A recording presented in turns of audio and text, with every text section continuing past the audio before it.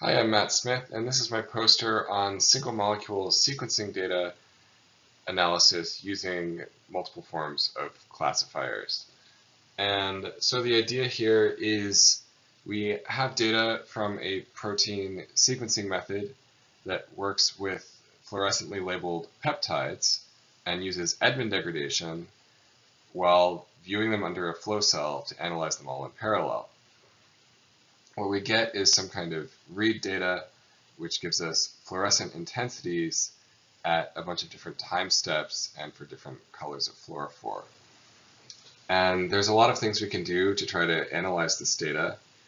One technique is k-nearest neighbors, which just means you're looking for similar reads, what peptides caused those reads, and then we classify based on that. So that's one option. Another option is to do Bayesian classification using hidden Markov models to get our probabilities. And if we try to brute force this with a naive hidden Markov model approach, the number of states in this model is enormous, and there's other issues that are easily dealt with. So a lot of the states might be extremely unlikely and not worth computing.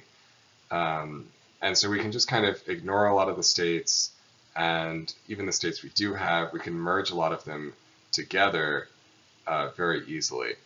And so doing a lot of these tricks allows us to run these things very quickly. But even then, it's still pretty slow, and we'd like to get some of the advantages of k-nearest neighbors.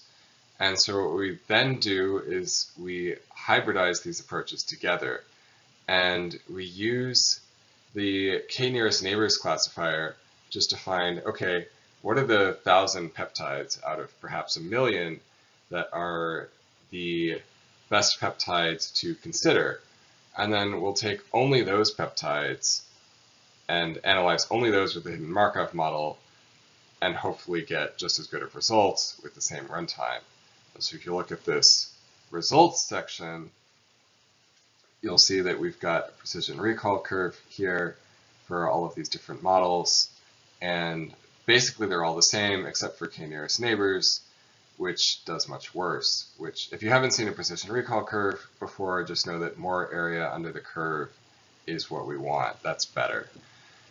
So our runtime is enormous for some of these other methods. The hidden Markov model with just some minor optimizations still takes 3 hours to run this data set that we're looking at, and nearest neighbors takes about a minute. But this hybrid approach, putting these models together, takes only about twice as long as the nearest neighbors method. And so by merging this all together, we get the benefits of both. And that's kind of the conclusions of this search. I'd also encourage you to come to my talk. I'm giving a 15-minute talk in the computational biology breakout, and I also have a uploaded talk. They're both under the same title as this poster. Thank you for your time.